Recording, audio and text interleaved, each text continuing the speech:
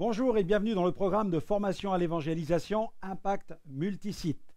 J'aimerais aborder aujourd'hui ce sujet tellement important du témoignage, savoir rendre témoignage. Et je vais introduire ce sujet par une citation de Julian Green, écrivain américain, qui nous rappelle ceci: notre vie est un livre qui s'écrit tout seul. Nous sommes des personnages de romans qui ne comprennent pas toujours bien ce que veut l'auteur.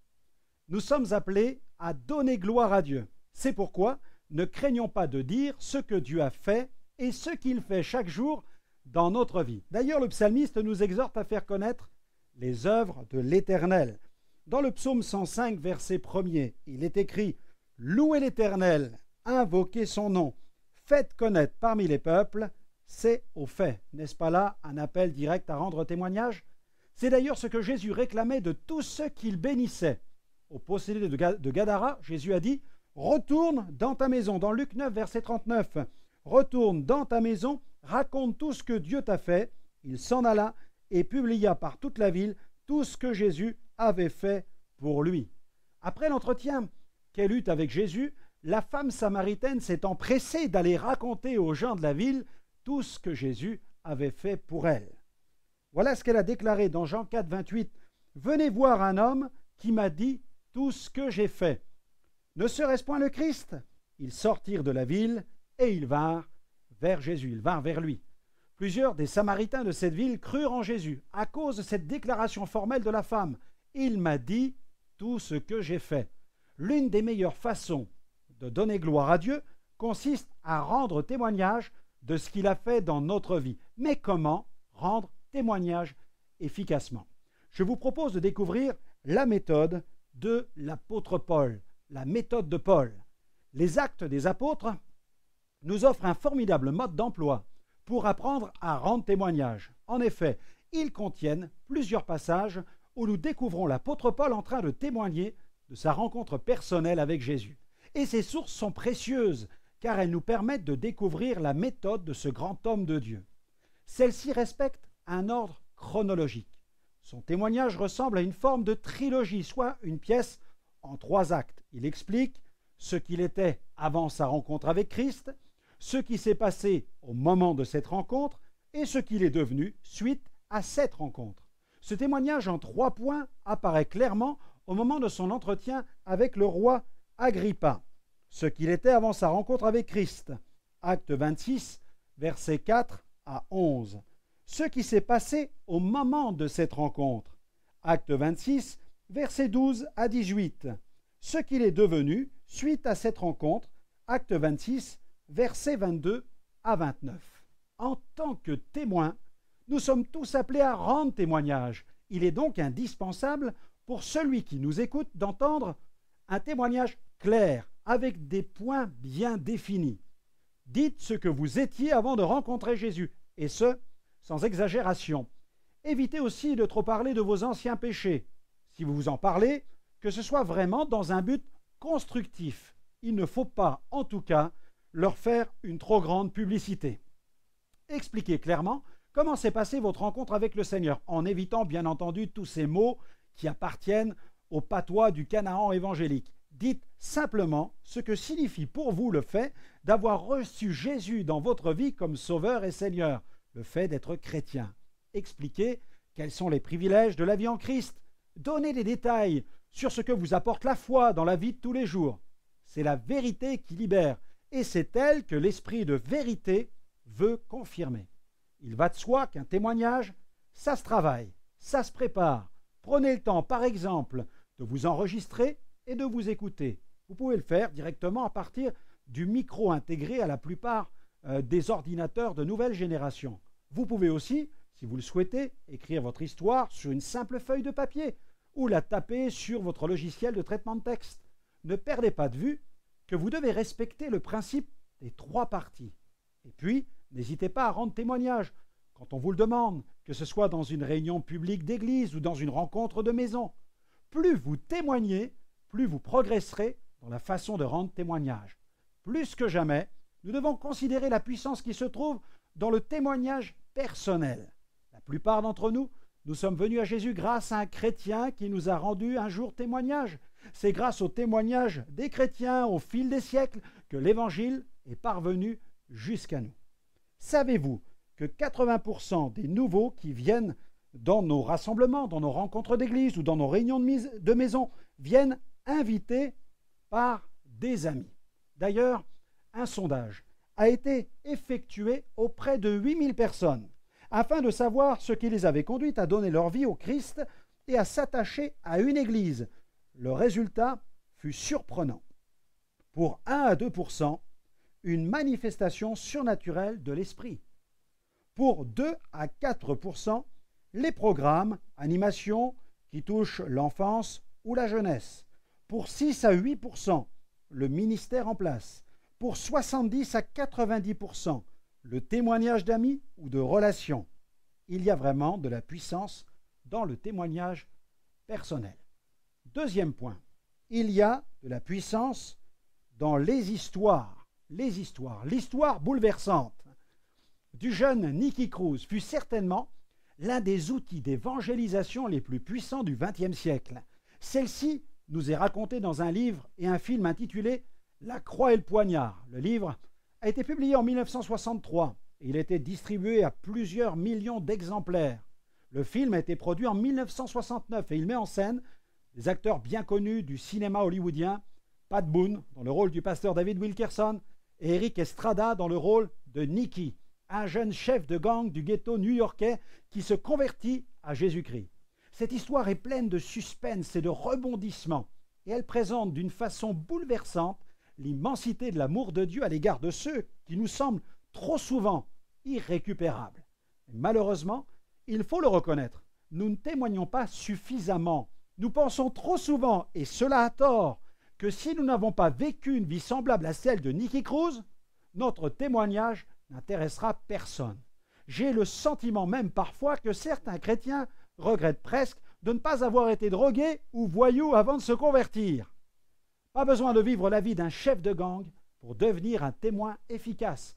Pas besoin d'aller faire un hold-up dans une banque. Restez tranquille. Écoutez-moi bien, chaque conversion est un miracle en puissance. Faire l'expérience de la nouvelle naissance, passer des ténèbres à la lumière, de Satan à Dieu, de la mort à la vie, n'est-ce pas extraordinaire? Que faut-il de plus pour que nos bouches s'ouvrent et proclament les merveilles de la grâce de Dieu manifestée en Jésus-Christ? N'hésitez donc plus à annoncer le témoignage de votre propre transformation, et ce, sans exagération. Souvenez-vous qu'il y a plus de gens qui ont une vie ordinaire dans notre société que de gens qui ont vécu quelque chose d'extraordinaire. De tout temps et dans toutes les cultures, les histoires ont toujours occupé une place importante. Les histoires sont des instruments puissants car elles offrent à ceux qui les écoutent plusieurs opportunités. J'aimerais vous en faire la liste maintenant. Celle de découvrir d'autres univers. En effet, nous pensons trop souvent que notre vie est un univers fini. Celle de s'identifier. Il arrive souvent que les gens se retrouvent dans certains détails d'un témoignage. Celle de faire le point sur sa propre vie. Celle de se souvenir que la vie est faite d'étapes, qu'elle est un processus, parce que les histoires comportent un début, des étapes et une fin. Celle d'une forme de thérapie de vie offrant tout un ensemble de conseils, de mise en garde. Celle d'un code de valeurs morales, de référence sur le bien et le mal. Celle d'explications sur les causes de l'échec ainsi que les raisons du succès. Celle qui contribue à donner un visage humain à l'Évangile, parce que d'une manière générale, chaque être humain compare sa vie à une histoire, il aime la raconter, rappeler les événements les plus importants de son existence. La structure de l'histoire de la vie d'une personne, c'est ce qui va lui donner tout son sens. Et intuitivement, nous organisons l'histoire de notre vie de cette manière. Par rapport à notre passé, ce que nous avons vécu, par rapport à notre présent, ce que nous vivons, par rapport à notre futur, ce que nous espérons, nos ambitions et nos aspirations. Les histoires ont un impact à plusieurs niveaux. Au niveau intellectuel, elles enseignent. Au niveau émotionnel, elles émeuvent. Au niveau spirituel, elles interpellent la conscience des auditeurs.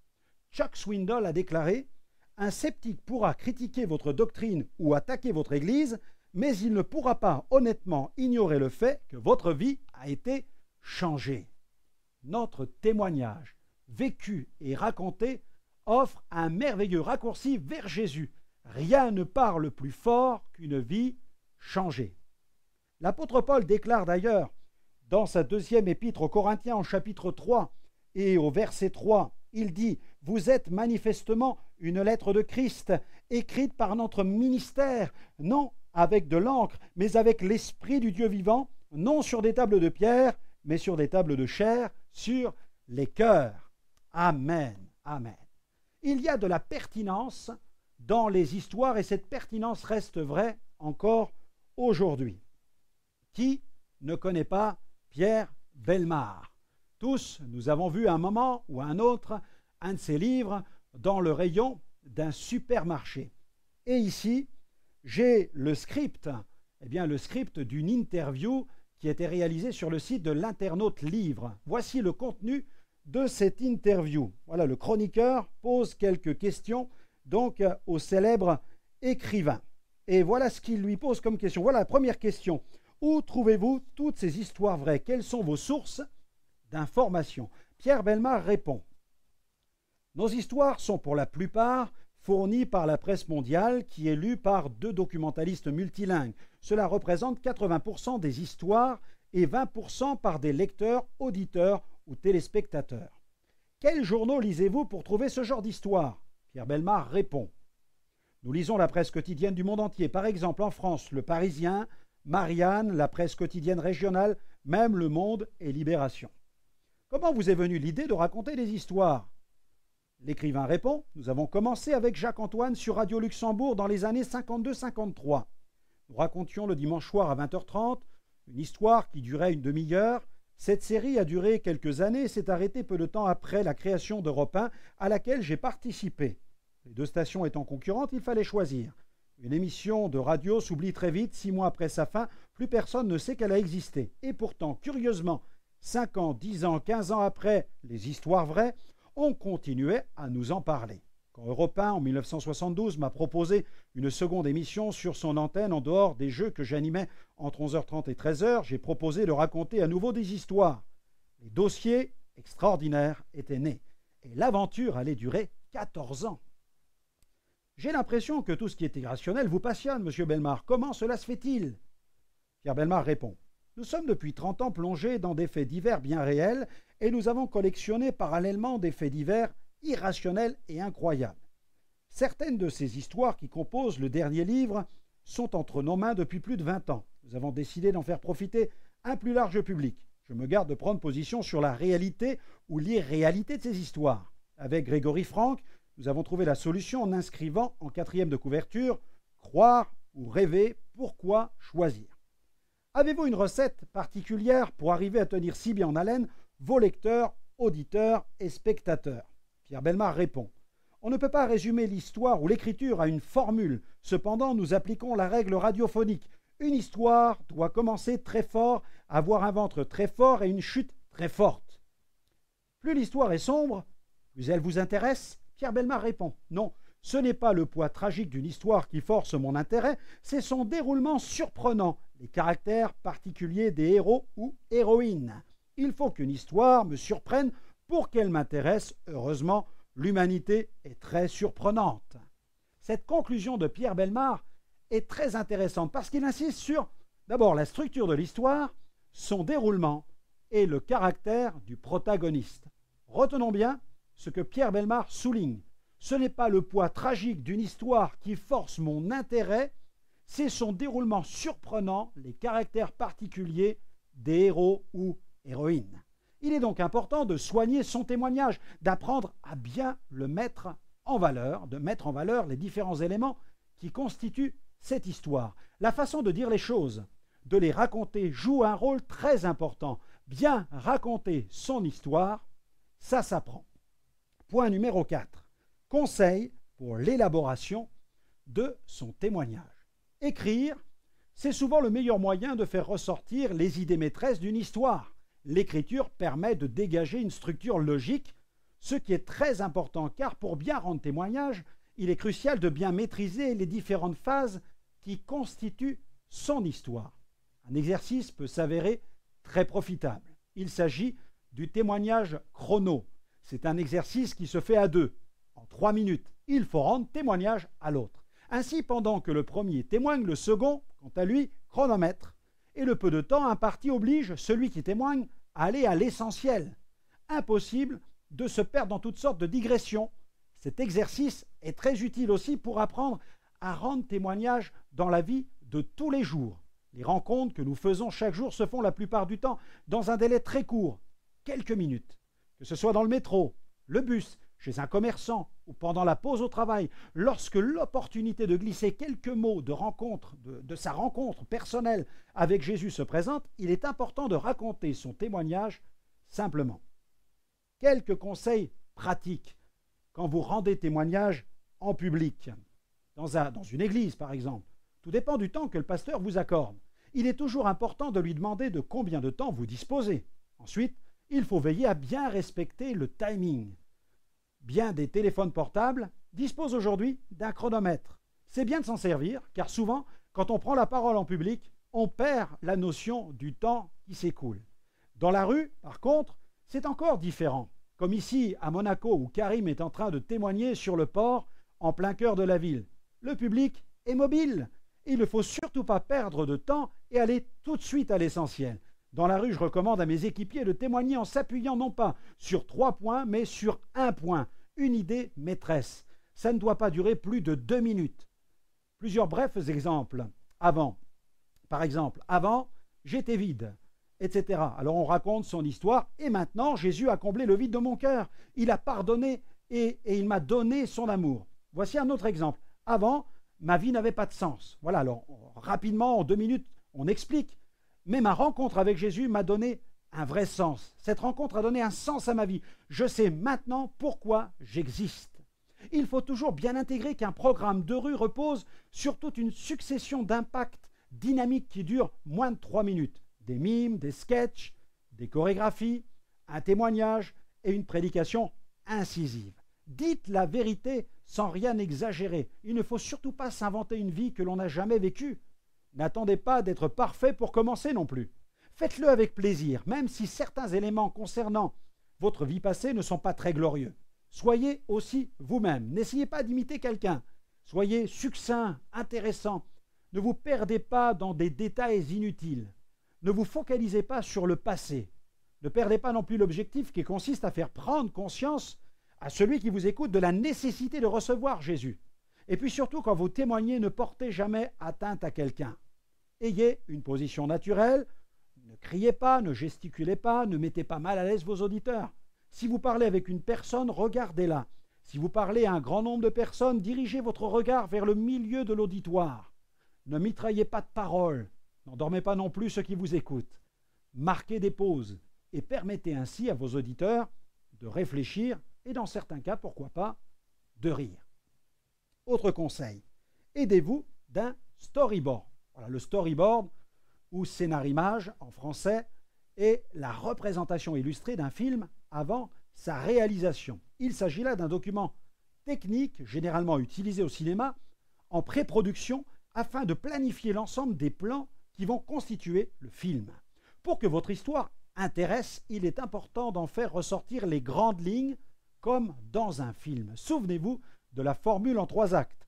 Avant, pendant, après. Ce que j'étais, ce qui s'est passé, ce que je suis devenu. Pour chacune des parties, ressortez 3 idées maîtresses, 3 idées principales. C'est simple. Voici le storyboard de mon témoignage. Je l'ai ici devant mes yeux. J'ai bien pris soin de mentionner les 3 parties avec les trois idées maîtresses pour chaque partie. Voilà ce que j'étais avant. Il y avait dans mon cœur une quête d'absolu. Ensuite, j'ai vécu donc cette rencontre dans la rue. Dans ma quête d'absolu, il y avait l'occultisme, il y a eu le spiritisme, il y a eu les pratiques divinatoires, cette quête profonde d'absolu, et le tournant, donc ce témoignage dans la rue, un chrétien qui pour la première fois me parle de Jésus. Ensuite, il y a une vie nouvelle. Donc nous allons voir tout cela. Donc un témoignage en 3 points. J'ai bien veillé à inscrire les 3 parties de cette rencontre avec Jésus.